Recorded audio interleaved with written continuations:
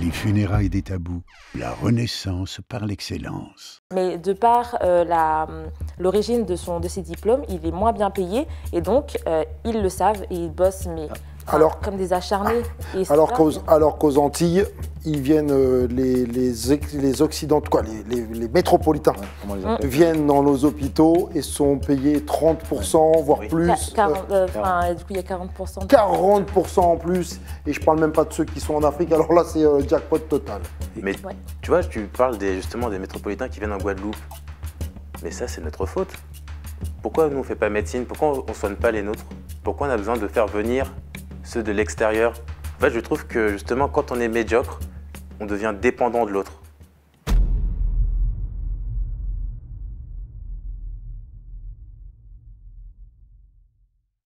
Hotep, shalom, salam, bonjour à toutes et à tous.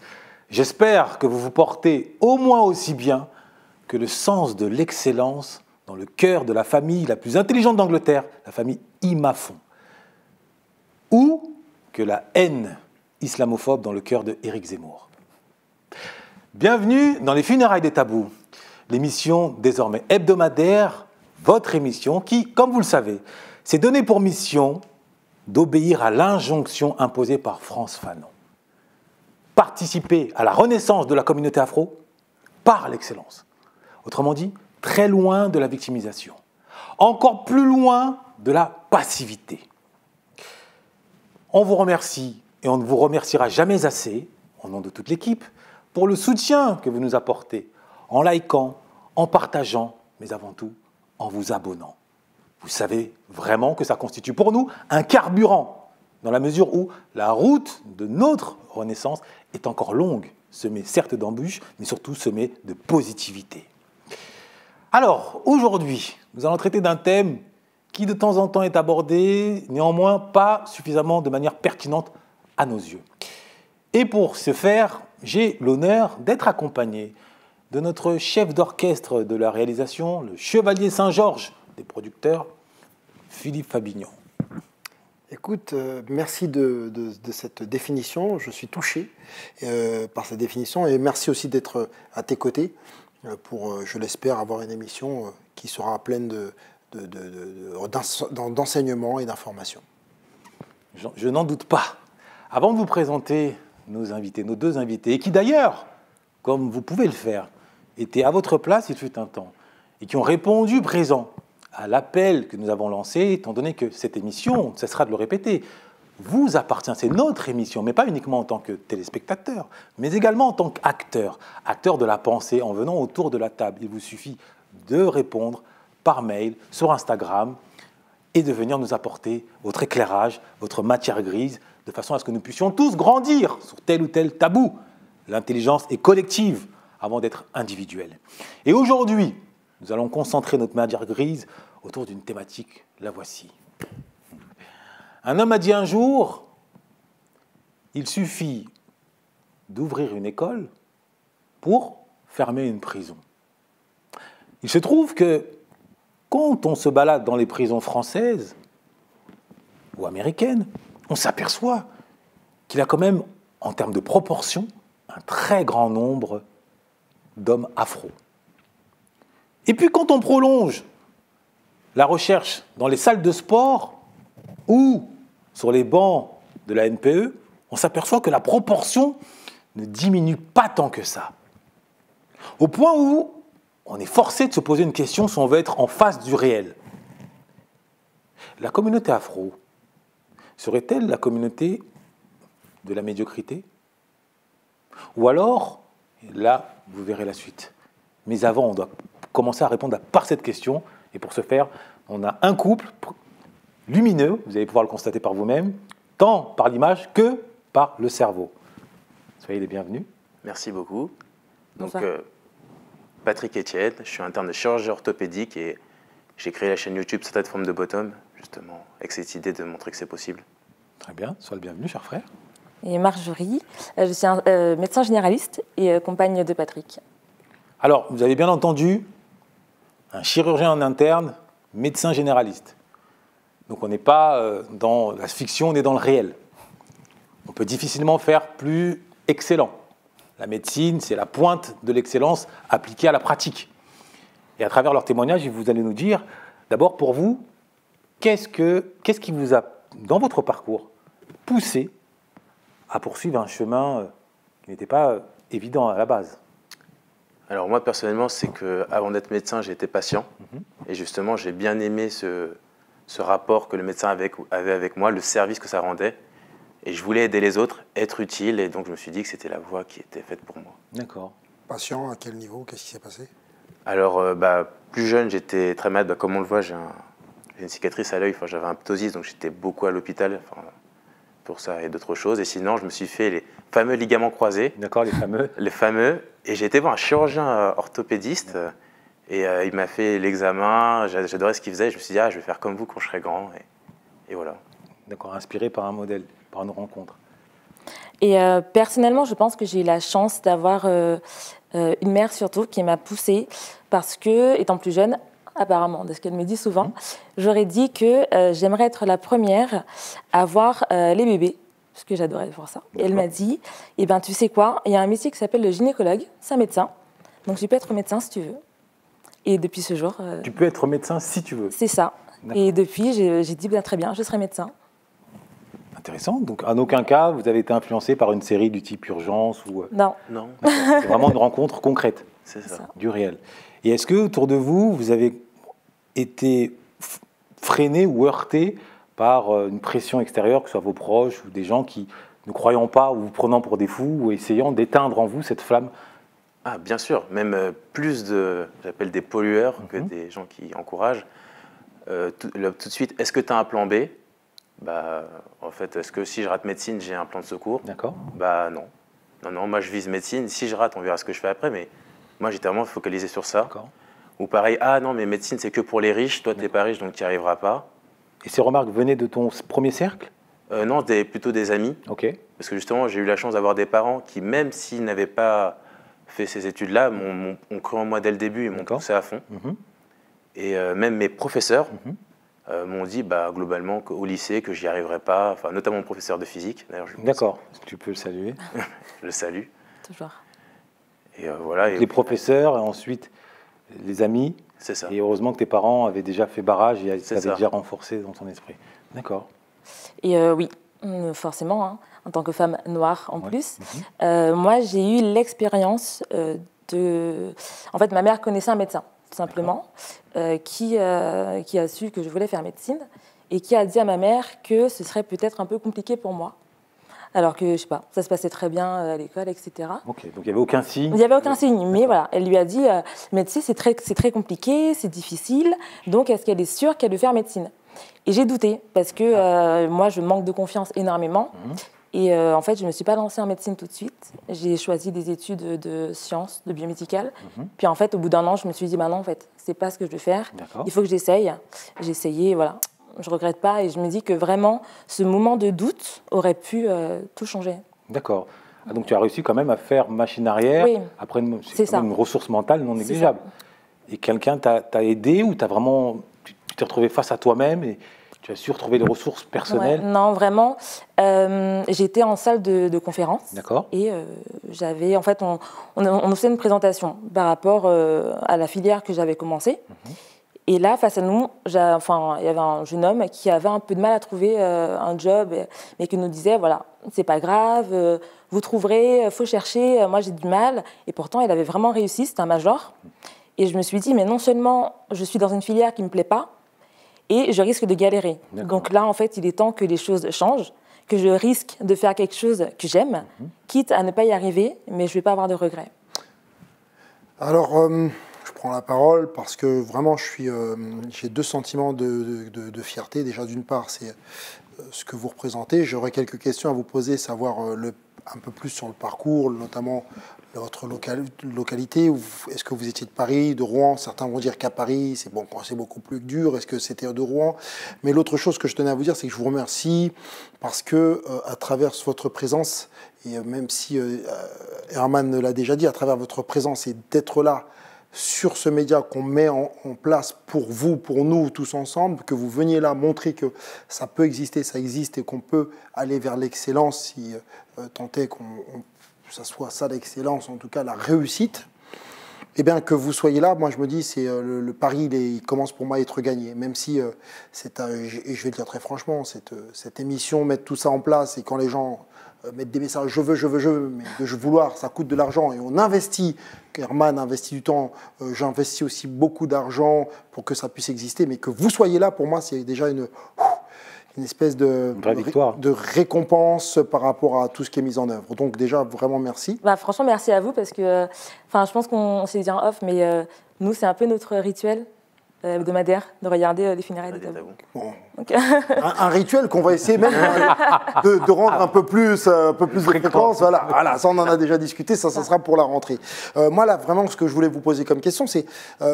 j'ai entendu qu'il y avait donc il y avait la sphère familiale, et après je te laisserai développer là-dessus, donc il y a une sphère familiale qui est très présente. Je l'ai beaucoup dit, parfois on m'a critiqué là-dessus, sur la responsabilité donc de la famille, des parents là-dessus. Votre localité, est-ce que vous étiez de Paris? Parce que certains disent, au-delà de dire que Paris est magique, mais Paris est plus compliqué dans l'inconscient. Donc déjà, ces deux premières questions, votre famille vous a poussé, mais surtout, est-ce que d'où vous venez quoi? Alors, on est tous les deux guadeloupéens. Ouais.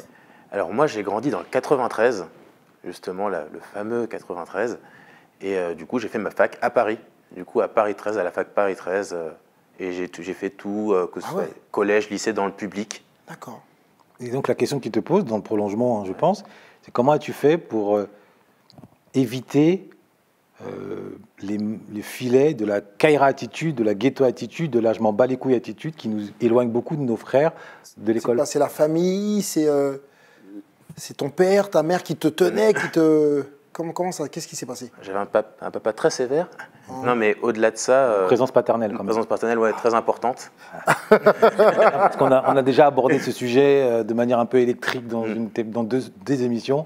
Et il faut marteler, donc une présence paternelle très forte. Et justement, j'avais mon objectif en tête très tôt et vraiment, j'y tenais vraiment beaucoup. Et donc, justement, au niveau de l'entourage, quand j'ai vu que, justement, dans mon entourage proche, mes potes, ça commençait un peu à partir, je me suis dit, bon, bah, stop, moi, j'arrête. Moi, c'est poursuivre mon rêve qui compte.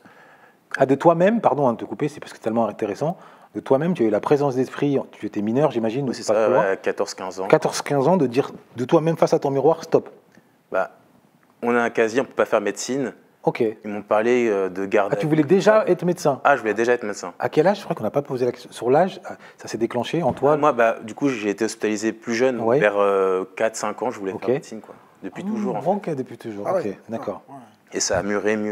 Prise de depuis de la tendre enfance, et ensuite tu as fait le lien, tu t'es dit, oulala, si je continue sur cette voie, comme ça, mon rêve. Jamais médecine. Ok. Donc tant pis, je vois un peu moins ces personnes-là et je me focalise sur mon rêve, quoi. Très bien. Et alors moi, j'ai pas du tout grandi dans le 93, mais en fait, j'étais en Guadeloupe.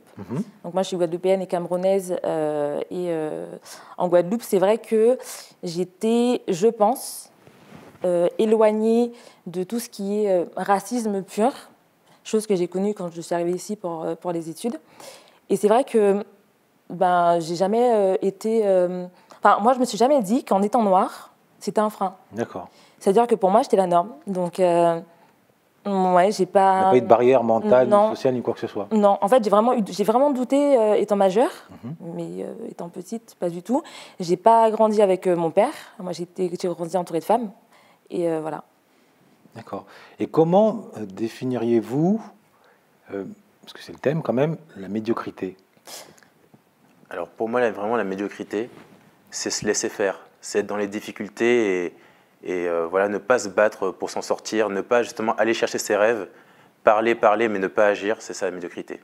C'est la passivité. La passivité. Et pour ceux qui disent, oui, mais moi, j'ai pas eu le choix, moi, j'ai pas eu autant de facilité, j'ai pas eu de parents, j'ai pas eu d'argent, j'ai pas eu. Moi, je pense que justement, le chemin vers la réussite, il y a plein de chemins et chaque chemin est personnel. Et je pense qu'on peut chacun réussir à sa façon, même avec des difficultés. Et je pense qu'il faut, pour s'accomplir en tant qu'être humain, pour s'épanouir, je pense qu'il faut aller chercher cette petite voix qu'on a dans la tête, quoi. Et y croire avant tout. C'est ça. Ok. Et justement, je pense que c'est intéressant que tu poses la question parce que pour moi, la médiocrité, c'est pas ne pas faire médecine ou ne pas être avocat ou ne pas être chef d'entreprise. Pour moi, la médiocrité, c'est aimer quelque chose, avoir une passion et ne pas pousser jusqu'au bout. C'est ne pas se dire, bah voilà, j'aime la coiffure, j'aime, je sais pas, l'esthétique, et ben qu'est-ce que je vais en faire? Quelque chose d'excellent. En fait, pour moi, c'est ça la médiocrité. C'est se dire, bah, j'aime la coiffure, je coiffe et je m'arrête là. D'accord, donc comme il dit, faire preuve de Ouais, passivité. c'est ça. Ne pas se donner les moyens de, d'accord, je comprends. Et je vais être là le contrepoids de tout cela, essayer de parler à la place de ces gens qui sont dans la passivité, qui pensent selon vous, si vous voulez, mais qui vont dire, mais attendez, mais de quel droit vous pouvez dire ça? De quel droit vous pouvez dire ce truc-là? Tu n'as pas connu ce racisme en Guadeloupe, tu l'as dit. Ouais. Certains l'ont connu dès l'âge de 5 ans. C'est vrai. Tu as été dans les hôpitaux, il me semble. Oui. Voilà, tu as connu, donc tu as eu un accident très fort, très grave, qui a fait qu'à un moment donné, j'imagine que tu sois immobilisé pendant un certain temps. Je sais pas, j'essaie de creuser, de voir un peu. C'est ça, j'avais un ptosis, donc j'ai eu plusieurs opérations et même je devais pour différentes, et le ligament crasé et de l'épilepsie aussi plus jeune, faire des séjours à l'hôpital assez réguliers. Ok, d'accord, je m'arrête là. Donc vous avez été écartés tous les deux, de fait par rapport à ce que tu as connu ta maladie, et de fait par rapport à ta situation sociale, vous avez été écartés, entre guillemets, du ghetto. Aujourd'hui, c'est pas tout le monde qui est écarté. Il y en a qui sont plongés dedans, dans le chaudron. Le moins qu'on puisse dire. En plus de ça, baignés dans esclavage. Comprenne qui pourra. Un petit peu, une pincée d'esclavage, une pincée de ça, une pincée de ça. Et comme dit notre ami Herman, ça donne 3 millions de cocottes minutes de détonateurs et de bombes humaines. Qu'est-ce que vous pouvez dire, vous, à ces gens-là, lorsqu'ils pourraient vous dire « Non, mais attendez, vous n'avez pas vécu ce qu'on a vécu. » Mais l'esclavage, ça compte dans ce qu'on a vécu? Parce que Non, la mémoire de l'esclavage. Un petit peu, il faut saupoudrer.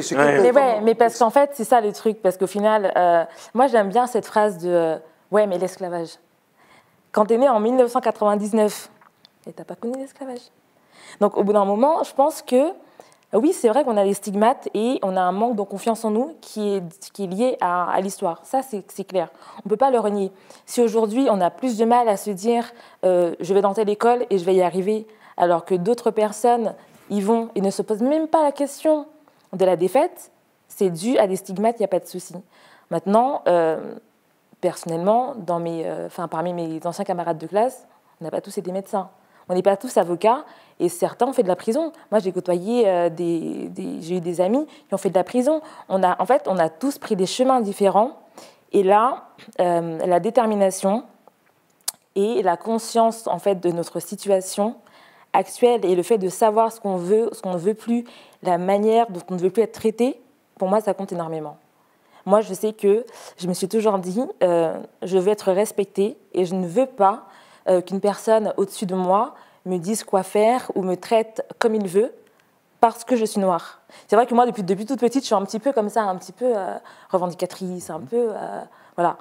Et je dis pas que ça suffit, mais je pense que faut qu'on arrête de se trouver des excuses, en fait. D'accord, donc c'est la culture de l'excuse. Enfin, il y en a, mais je pense qu'on a plus de facilité à se trouver des excuses qu'à se motiver vers la réussite.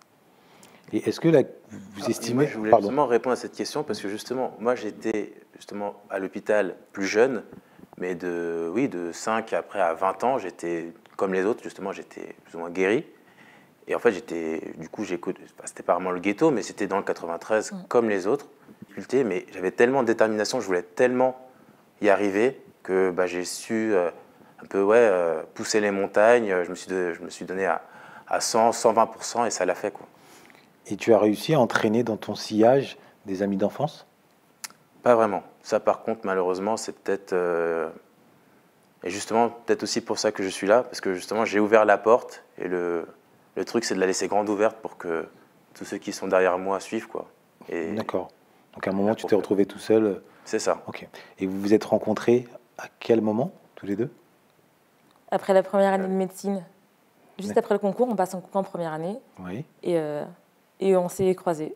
Elle sortait de l'hôpital, j'étais à l'hôpital. Et ça a été Il faisait le Instantané. instantané. Non. Oh. D'accord. Et ensuite, est-ce que, parce qu'on ne va pas rentrer dans ces détails-là, évidemment, en tout cas pour notre émission peut-être, mais est-ce que ensuite vous êtes épaulés l'un l'autre? Si oui, comment? Totalement. Bah, justement, on avait on va dire, la facilité de se comprendre. Et moi, justement, je voulais absolument faire chirurgien. Alors, il faut dire pour ceux qui ne connaissent pas médecine que donc, on a la P1, c'est bien, mais ce n'est pas terminé. La P1, c'est la première année de médecine. À la fin de la 6e année de médecine, il y a un concours qui est national et avec un rang de classement. Et on peut choisir. Sur 10 000 personnes, du coup. On peut choisir à la fois sa spécialité et à la fois son lieu d'exercice. On était dans une petite faculté où on nous disait qu'on n'aurait en fait aucune chance, justement c'était une faculté un peu de banlieue, et qu'on n'avait aucune chance d'avoir accès à la spécialité, et qu'en gros, moi qui disais je veux faire chirurgien, que c'était mort, fallait abandonner, c'était pas pour nous. Et donc même parmi les médecins, les gens se remettaient encore des barrières. Vous avez eu pardon, juste pour prolonger, des amis afro à cette période-là, toi, juste avant le concours, tu avais des amis afro à tes côtés? Oui. Des collègues de promotion? Oui. Ok. Mais malheureusement, je trouve qu'on n'a pas su faire que le côté communautaire, on n'a pas pris la communauté comme une force, malheureusement. Oui. C'est ça qui est dommage. Je trouve ça vraiment...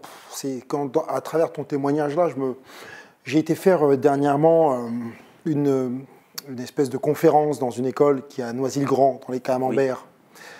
Oui.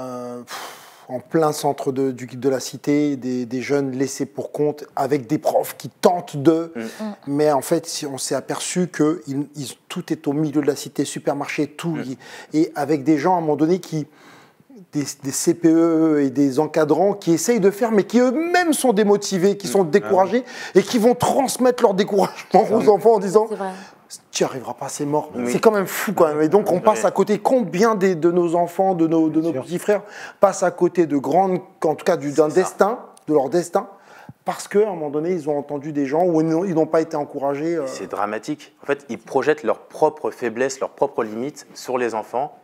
Et ils brisent des rêves, et c'est dommage que justement de voir toujours pour les gens de la communauté au même poste, aux mêmes fonctions, alors que justement on est en 2023, c'est fini l'esclavage. On a même, je trouve, une dette par rapport à nos ancêtres qui sont justement battus pour la survie, battus pour les indépendances, qui ont vécu des trucs horribles. Nous, c'est facile, quoi. Années 90, C'est pas mal ce que tu dis. Donc là, tu t'inscris un petit peu dans le discours de Paul Pogba, sa sortie récente où, quelque part, en réponse à la question « Oui, mais qu'est-ce que vous faites des cris de singe quelle est votre position vis-à-vis du racisme ?» Et en gros, je résume, il expliquait qu'en fait, aujourd'hui, on est gagnant. Si on compare avec un passé plus douloureux. Non, pas du tout. Okay. C'est plus dans le sens que nos ancêtres ont été du point A au point B. Nos parents sont passés dans la classe moyenne. Et tout le monde s'est arrêté là, c'est gagné, justement. Ils pensaient qu'ils avaient gagné. Je pense qu'il faut step up. On a les mêmes chances que les autres, on a les mêmes cerveaux que les autres, on est des êtres humains, on a 2 bras, 2 jambes. On peut être aisé, on peut même être riche, on peut faire de grandes carrières, on peut inspirer les autres. Il ne faut pas se focaliser sur le 9-5 heures parce que tout le monde autour de nous fait des travaux répétitifs. On peut faire mieux. Et on doit faire mieux. Vous ne croyez pas que vous, en France, il y a un plafond de verre pour une certaine catégorie de personnes, on va dire les mots, pour les Noirs et les Arabes, il n'y a pas un plafond de verre, vous ne le sentez pas? Vous ne pensez pas que dans certains autres pays, on parle des anglo-saxons, on parle même d'Afrique aujourd'hui, qu'on peut encore plus step up? Alors justement, parce qu'en parlant des autres pays, je pense qu'en France, pour parler des études, les études sont entre guillemets gratuites. C'est-à-dire que moins la famille a de moyens, plus l'accès est facile, entre guillemets, il y a la bourse, l'inscription à la fac est gratuite.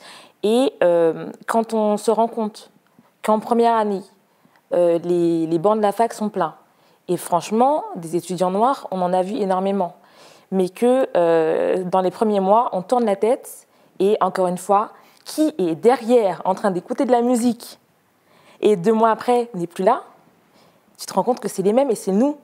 Et je veux dire, on y était, on était là. Qu'est-ce qui nous empêchait d'être tous motivés et de se dire, ben voilà, maintenant on est là, on a accès, on s'inscrit et on va y arriver et on va prendre toutes les places. Qu'est-ce qui nous en empêchait? Quand on passe en deuxième année et qu'on est... Enfin, nous, dans notre promo, on était deux Antillais, je crois. Ouais, c'est ça. Enfin, vraiment, je me dis, mais ils sont où les 50 qui étaient derrière?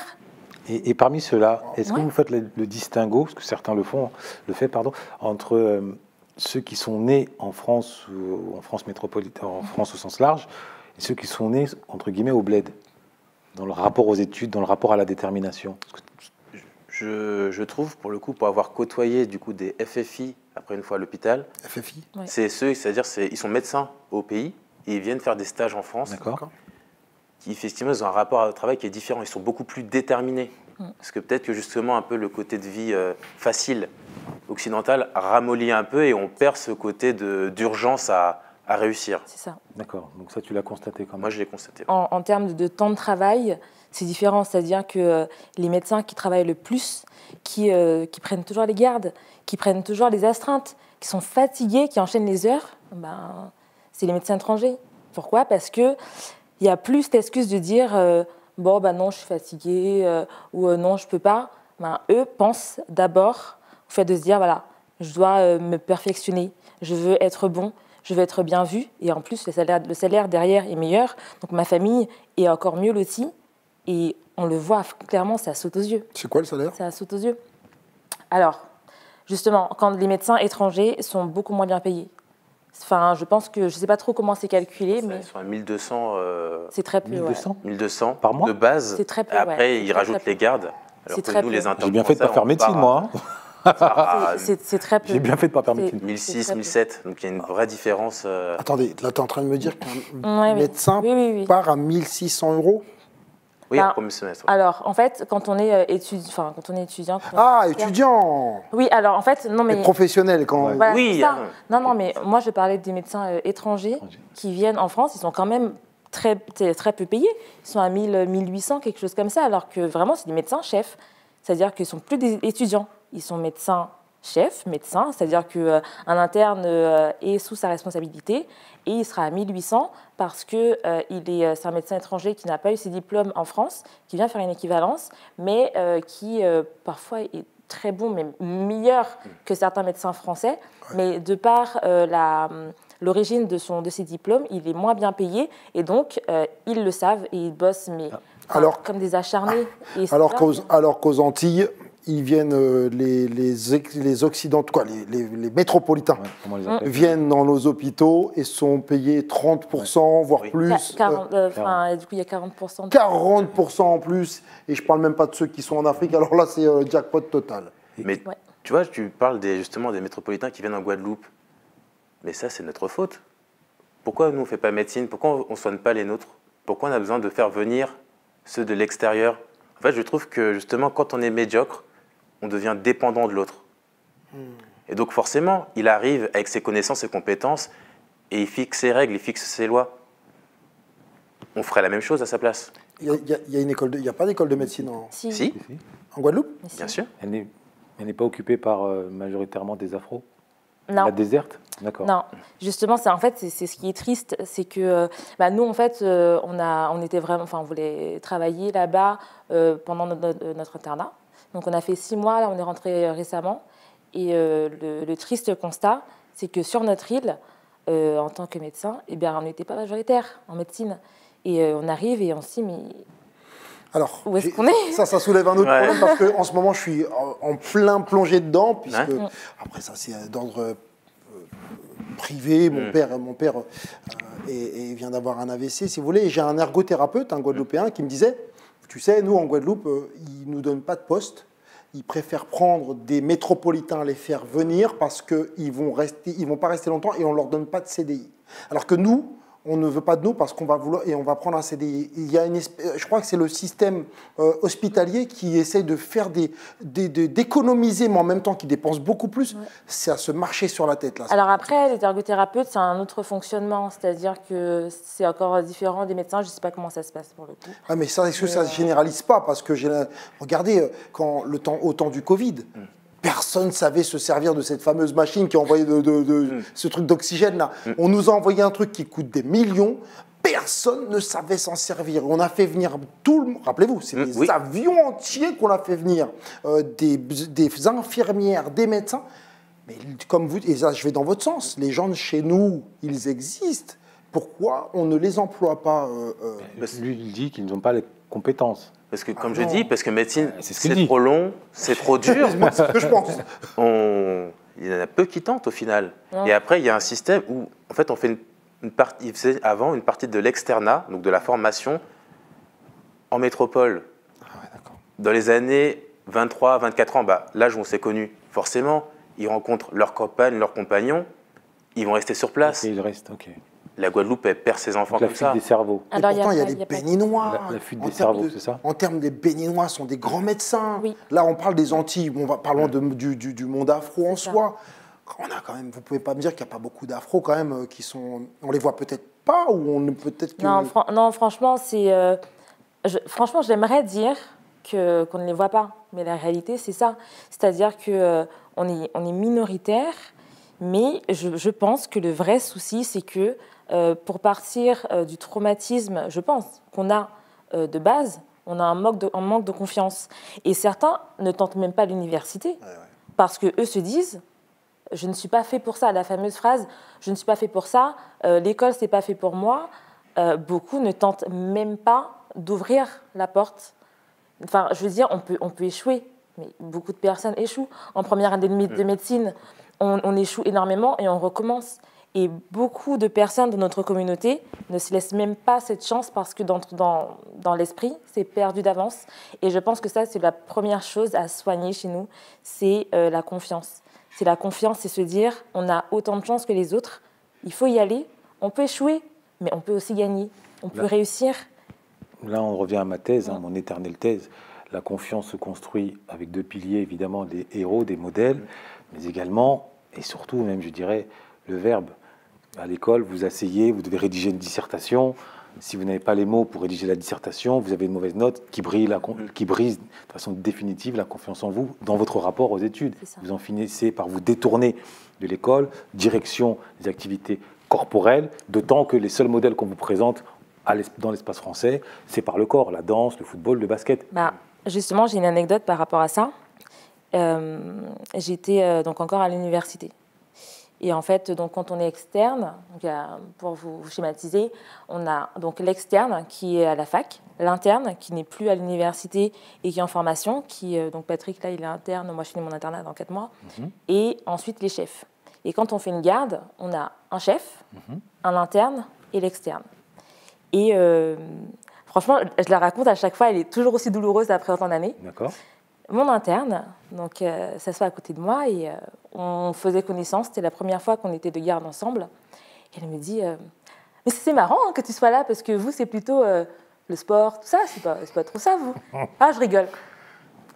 Et là, je me dis waouh, ok, mais je rigole, mais non, tu rigoles pas en fait. Non. Tu le penses, mais pourquoi tu le penses?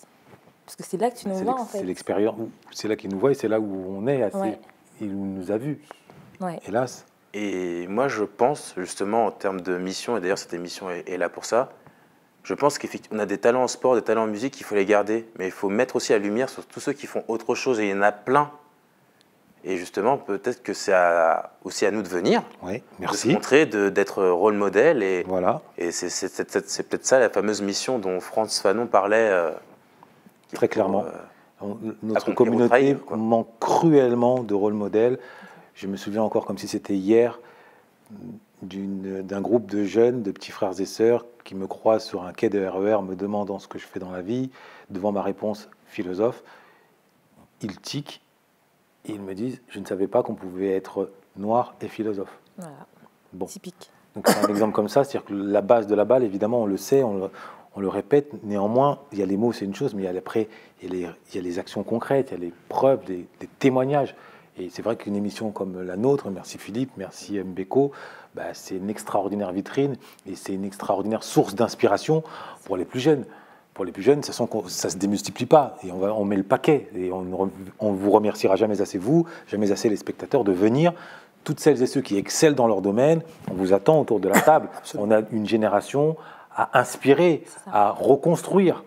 Pas uniquement tout seul, il y a d'abord les parents, Philippe le dira mieux que moi. Néanmoins, on a un rôle non négligeable, moteur, pour tenir. Maintenant, pour prolonger là-dessus, est-ce que vous avez eu à mettre en place ou à observer une méthode, une méthodologie? Parce qu'une carte d'étudiant, c'est bien. La recette. Quelle est la recette? Ouais. On aimerait savoir. La recette, je dirais que c'est la visualisation. D'accord. Pourquoi? Parce que moi, je travaillais beaucoup. Je me levais à 6h30 du matin, je me couchais à minuit, tous les jours, pas hors les jours de cours. Et en fait, sur mon bureau, en face de mon bureau, j'avais écrit médecin. Et donc, à chaque fois que justement j'allais lâcher, j'allais abandonner, hop, médecin. Ah, c'est pour ça que je fais. Allez, un petit dernier exercice, un petit dernier truc avant de se coucher. Je me levais médecin, je me couchais médecin. Je me voyais médecin. Donc la visualisation. Je pense que ça fonctionne bien. C'est vrai que c'est une technique que je pense qu'on a tous eu un petit peu, la fameuse étiquette. Et encore une fois, une anecdote, le fameux. Moi, je crois vraiment à la théorie de l'attraction. J'étais en première année de médecine, c'est-à-dire que j'avais. Tu peux rappeler ce que c'est pour ceux qui ne la connaissent pas. Donc la première année, c'est vraiment le concours où on sait si on pourra faire des études de médecine ou pas. Et donc, je n'avais pas du tout passé le concours. Je révise, et il y a un mec qui passe chez moi, c'était un plombier. Ma mère m'a prévenu, et il arrive dans l'appartement, il voit tous mes cours. Et il me dit vous révisez? Et je lui dis ouais, je suis en 2e année de médecine. Je ne sais pas pourquoi j'ai dit ça. Et là, je me suis dit mais en fait, ma fille, tu t'y crois déjà, donc bosse, là, tu n'as pas le choix. Et de toute façon, tu ne peux pas rater, parce que là, ça y est, tu t'y vois. Tu te vois en 2e année. Tu peux rappeler, s'il te plaît, les vertus de la loi de l'attraction à nos téléspectateurs? Alors, la loi de l'attraction, c'est visualiser ce qu'on veut être et se l'attirer, et aussi en termes de paroles, toujours attirer à soi ce qu'on veut. En gros, c'est ça. C'est se dire que ce qu'on se dit, c'est ce qu'on sera, et ce qu'on veut, c'est ce qu'on aura. Et toujours faire attention aux termes. Exactement, être dans la positivité. Voilà, jamais de termes négatifs pour ne pas... Les 3 P, personnel, positif et présent. Faire comme si vous y étiez de façon positive, c'est assez compliqué. Et personnel, c'est-à-dire je suis. C'est fou de se dire ça. J'en parlais à mon fils, il me dit mais papa, mais ça va pas ou quoi? Si fils, là il fait de l'athlétisme. Je lui dis tu vas te dire que je suis... je viens de passer la ligne d'arrivée, je suis premier. Je suis premier, j'ai gagné, j'ai ma coupe, je suis.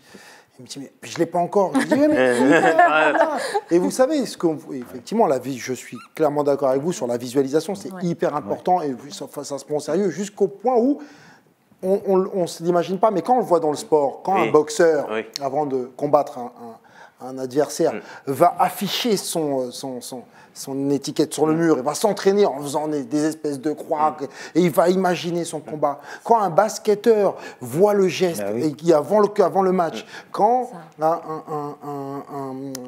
coureur automobile qui est de Formule 1, on le voit faire ses virages, et il enchaîne ses virages. Tout ça, c'est de la visualisation.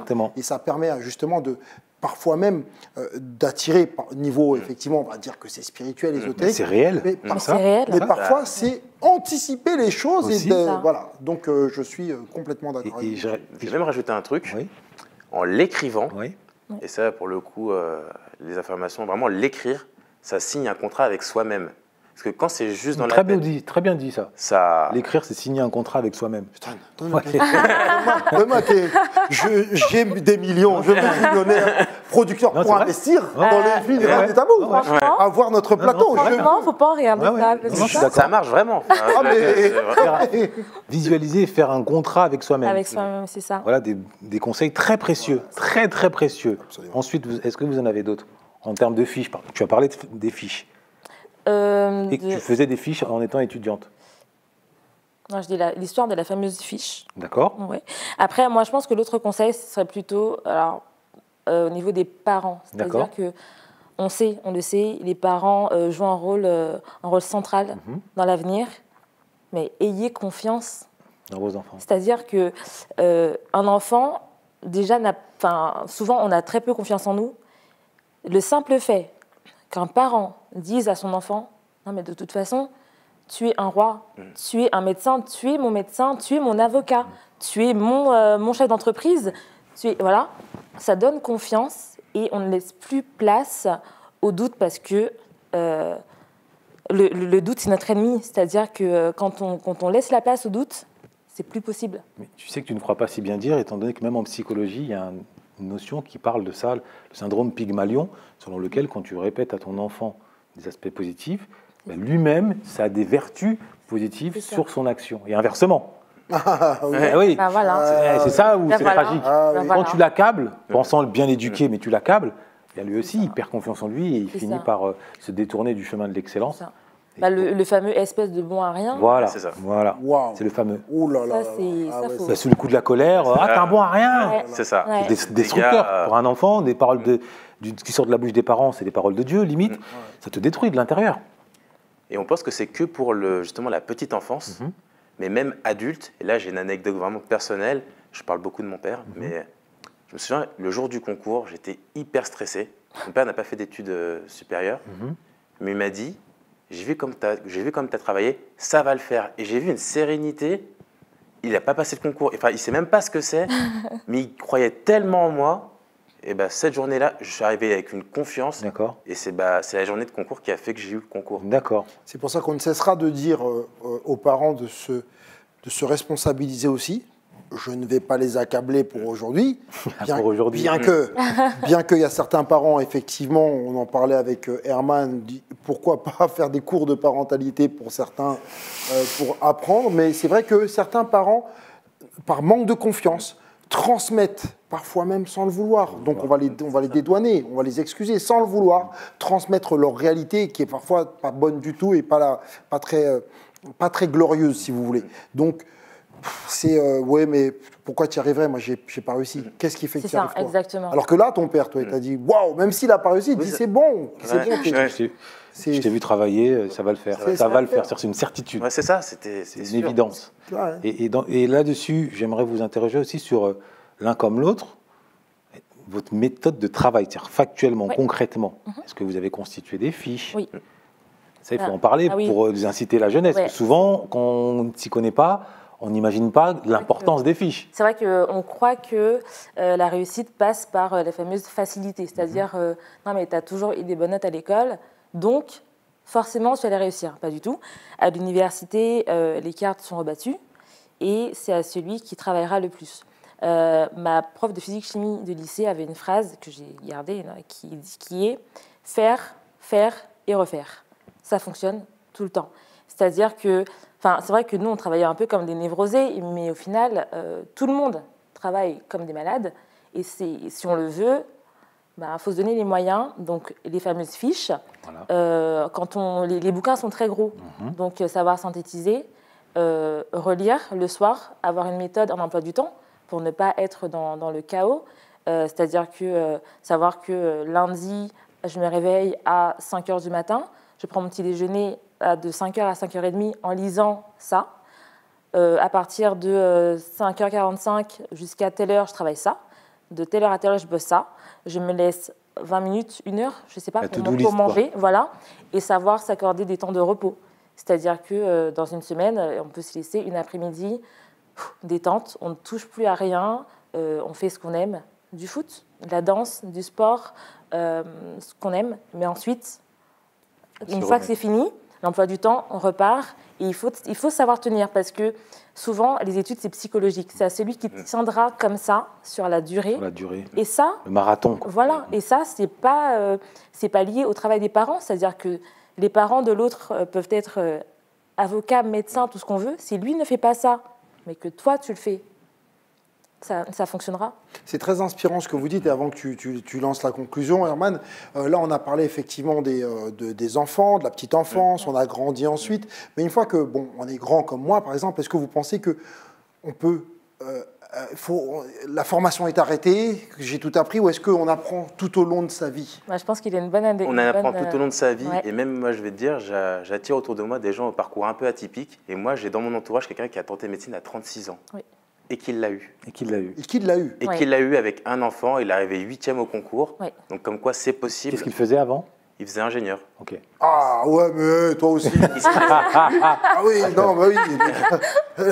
Le gars, il court 10 km. Alors, il a fait le marathon, mais avant, il courait 39 Oui. km. Ouais, mais il avait juste 1 kilomètre à courir en plus, quoi. Donc, Oui, non, mais ça va. il aurait pu se dire, bah, c'est long et là, je recommence tout à zéro. Tout à zéro, ouais. C'est-à-dire que tu sais qu'au bout, il y a peut-être, enfin, il y a 9 ans minimum qui t'attend. Donc, ça peut en décourager plus d'un. Oui. De se dire, D'accord. est-ce que vraiment je le fais? C'est peut-être trop tard. J'aurais dû choisir médecine avant. Et non, il reste déterminé et garde ses rêves. Donc, la communauté doit, ceux qui sont issus de la communauté ou pas, en fait, Ouais. doivent continuer à aller vers la formation, se former. Se former. Moi, je pense que oui. Et au-delà de ça, en fait, c'est vrai qu'aujourd'hui, on a beaucoup parlé du milieu qu'on côtoie de la médecine. Mais en fait, pour moi, c'est valable dans tous les milieux. C'est-à-dire que, moi, il y a une phrase qui m'énerve, hein, quand j'entends beaucoup, c'est « Ouais, j'ai un business. » J'ai une idée, j'ai un truc, mais sans projet. Non, mais non, en fait. C'est-à-dire que tu peux avoir un business, il n'y a pas de souci, mais visualise ton business et visualise un vrai business. Visualise quelque chose de grand. Et si ton objectif, c'est, je ne sais pas moi, ce qui t'intéresse, c'est l'automobile, je ne sais pas, eh bien, dis-toi, très bien, je vais lancer une entreprise d'automobile. Mais renseigne-toi, lis, côtoie des gens, recherche autour de toi des gens qui sont dans le milieu. Les livres sur comment monter son entreprise, il y en a. Il y a des livres sur tout maintenant. Comment réduire ses impôts, comment, je sais pas quoi. Il y a des livres sur tout. C'est ce que je ne cesse de répéter sans vouloir t'interrompre. Ah là, tu l'as lancé, la chanson là. Là, il est parti, là. Là, c'est la boule de. C'est le bowling. Attention, il va faire un strike. Laissez-le partir. Allez. C'est terrible, vous n'avez aucune pitié pour moi. Non, ce que je ne cesse de répéter de manière assez synthétique, ne cherche pas à être le plus intelligent, cherche à être le plus compétent. C'est ça. Trouve un domaine de Mais compétence. c'est ça. Et si possible lié à une passion quand même, pour Voilà. te motiver. Et à ce moment-là, jette-toi à corps perdu dans cette compétence. Forme-toi, lis, côtoie des gens de près ou de loin en lien avec ce domaine de compétence et tu verras, à terme, sur 1 an, sur 3 ans, sur 5 ans, tu vas atteindre ton objectif, voire même tu vas le dépasser. Ça me fait tiquer ce que tu dis. N'ayez pas peur de contacter les gens qui ont ces compétences, parce que j'ai l'impression, vous me donnerez votre avis, mais que dans notre communauté, on n'ose pas demander de l'aide ou du soutien à quelqu'un de la communauté. Le mentorat. Voilà, on n'ose pas, alors qu'ils le font tous. Oui.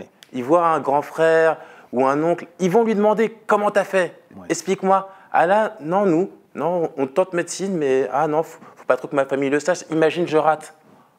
Bah oui, c'est pas grave. C'est pas grave. En tout cas, c'est tellement riche ce que vous nous donnez. Ouais, et c'est je vous super. remercie Merci. vivement. La visualisation, la détermination, le mentorat, le fait d'être passionné, faire des fiches. On n'a jamais fini d'apprendre, quel que soit l'âge, quelle que soit l'orientation initiale. Donc vraiment, là, vous avez donné des clés de la réussite. Vous n'êtes pas venu avec une arrogance, vous n'êtes pas venu en piétinant celles et ceux qui n'y arrivent pas. C'était pas gagné. Vous avez osé aborder des sujets, l'esclavage, la passivité. Donc là-dessus, vraiment, je vous tire mon chapeau, et c'est peu de le dire. Je ne vous remercierai jamais assez. Si vous aviez un dernier message en une phrase à adresser à la prochaine génération, à ceux qui sont en échec scolaire. Moi, je dirais en échec scolaire, c'est-à-dire Un jeune. peu importe l'âge. Peu importe l'âge. D'accord. Moi, comme je l'ai dit au début de l'émission, la médiocrité, c'est pas le fait de ne pas être d'un métier noble, c'est le fait de ne pas se laisser, de ne pas aller jusqu'au bout de son objectif. On peut être très bon dans tous les domaines. Et on le voit aujourd'hui, même avec les réseaux sociaux, même si, voilà, personnellement, c'est pas quelque chose... Je déplore le fait que les réseaux sociaux aient éloigné beaucoup des bancs de l'université parce que c'est un peu un chemin de facilité. Mais il n'empêche que certains qui n'étaient pas très bons à l'école, ils ont vu une porte pour gagner de l'argent et pour, entre guillemets, réussir dans ce domaine. Donc si tu dois t'adresser à un jeune de 16 ans, en échec scolaire, je lui dirais, tu es forcément bon dans quelque chose. Tu es forcément passionné par quelque chose. Je doute que tu te réveilles un matin et que tu te dises que tu n'aimes rien. Donc, ce qui te passionne, focalise-toi dessus et fais-en un objectif, mais un grand objectif. merci. Moi, je dirais, on ne sait jamais ce qu'on a au fond des tripes. Et vraiment, je le dis parce qu'on se surprend soi-même. Vraiment, au lycée, j'étais bon, moyen bon. Et j'ai eu des meilleures notes en médecine qu'au lycée, parce que j'ai vraiment été chercher au bout du bout dans mes derniers retranchements. Et justement, toi qui es en échec scolaire, où ça se trouve que vraiment, au fond du fond, tu as cette flamme et tu as justement des capacités en fait, qui sont juste dormantes et qui a juste ce petit truc pour être réveillé. Donc va chercher va jusqu'au bout des tripes, donne tout. D'accord. Mon frère. Écoute, je pense que vous avez dit tout ce qu'il y avait à dire. Hein. Franchement, je vous remercie. Moi, je vais parler un peu moins jeunes. Je vais vous dire qui se forment jusqu'au cercueil. Moi, c'est ce que je dis généralement à ceux qui m'entourent. Je ne cesserai d'apprendre, de lire. Et ça, je blague beaucoup avec Herman, mais la lecture, c'est très important. Et si vous n'aimez pas lire, même alors sur le net, il y a énormément de choses pour des conférences, des TEDx et bientôt des formations qu'on va mettre à disposition, nous, avec les funérailles des tabous, avec des mentors, ceux qui voudront participer à l'aventure pour montrer et donner, transmettre leur savoir. C'est ce qu'on va vouloir faire très bientôt. Donc voilà, nous on essaie d'être un hub, d'être une espèce de tuyau par lequel les gens pourront passer, s'exprimer comme vous venez de le faire, inspirer aussi comme vous venez de le faire. Donc voilà mon message. Merci. Stay tuned, on arrive bientôt avec des choses aussi. Alors moi, que rajouter de plus après ces 3 messages fulgurants de bon sens et de pertinence, si ce n'est, c'est dans la lecture que tu te trouves. Un homme qui ne lit pas est condamné à être un brouillon de lui-même, un homme ou une femme, à être un brouillon de soi-même. La connaissance de soi passe également par la connaissance au sens large. Mais encore faut-il ne pas se perdre, trouve un domaine passionnant et tu verras, ta vie, le bonheur va t'ouvrir les bras. C'est mathématique. C'est mathématique. 1 et 1, ça fait 2, de la même façon que lis dans un domaine qui va t'intéresser, de manière méticuleuse. Prends des notes. Sans notes, ça ne sert à rien. C'est comme regarder une série Netflix. Prends des notes, mémorise, et tu verras, tu vas grandir, tu vas t'en renforcer. Ton cerveau deviendra un cerveau de Superman. Ton super pouvoir, ça reste ton logos. Et à travers ça, toutes les portes vont se transformer en tapis rouge. Les funérailles des tabous, pour aujourd'hui, c'est terminé. La thématique de la médiocrité, on a décortiqué. Vous pouvez, évidemment, on vous invite à prolonger, à travers vos expériences respectives, cette réflexion. Vous le savez, hein, tout seul, on va vite, mais c'est ensemble qu'on va loin. Et c'est surtout ensemble, autour d'une table, qu'on va loin et haut, au-dessus de notre victimisation, au-dessus de notre pessimisme, au-dessus de notre émotivité, là où nous attend notre excellence. Merci à tous. N'oubliez pas de liker, de partager, et par-dessus tout, de vous abonner. C'est notre carburant. Sans vous, nous ne sommes rien. On vous dit à très bientôt. Merci. Au nom de toute l'équipe des Funérailles du Tabou, je vous remercie d'avoir suivi attentivement cet épisode en espérant qu'il aura mis du grain à moudre au moulin de votre réflexion. Comme vous le savez, notre communauté fait face à un certain nombre de défis, aux allures de déficit. Nous pâtissons, ayons le courage de le dire, d'un déficit entrepreneurial. Nous sommes plus des consommateurs que des acteurs économiques. Où sont nos entreprises dignes de ce nom ? On se rend à Château Rouge, à Château d'Eau, on s'aperçoit que les magasins qui vendent nos produits ne sont pas vendus par nous-mêmes, mais par d'autres. Et s'agissant du terrain organisationnel, c'est un secret de polichinelle. Nous ne sommes pas encore au rendez-vous de l'excellence en la matière. Ou même encore, déficit d'ordre culturel. Où sont nos journalistes, nos historiens de nouvelle génération qui peuvent transmettre le sens de la dignité aux prochaines générations. Qu'est-ce que ça donne comme conséquence ? Ça donne une communauté parfois enchaînée ad vitam aeternam au HLM, à l'assistanat. Pire, psychologiquement enfoncée dans une forme de victimisation. Et il se trouve, et Dieu merci, que notre communauté regorge de personnalités ici ou là qui ont une expertise à faire valoir et à mettre au service des nôtres afin de tordre ce déficit et d'engager cette renaissance par l'excellence. Si vous voulez être des acteurs du changement de votre vie, quand on sait que ce n'est pas l'union qui fait la force, c'est l'union des forts qui fait la force de l'union. Si vous voulez être fort, eh bien, nous avons concocté des vidéos. Mais ce ne sont pas des vidéos de divertissement. Ce sont des vidéos qui vous donneront des clés pour vous permettre de faire face à ces défis. Des clés sur le terrain entrepreneurial.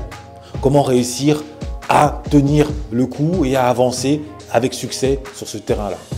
Des clés sur le terrain culturel. Comment réussir à maîtriser votre logos, à bien vous exprimer, à mettre en avant sur des terrains intellectuels. Des clés d'ordre organisationnel.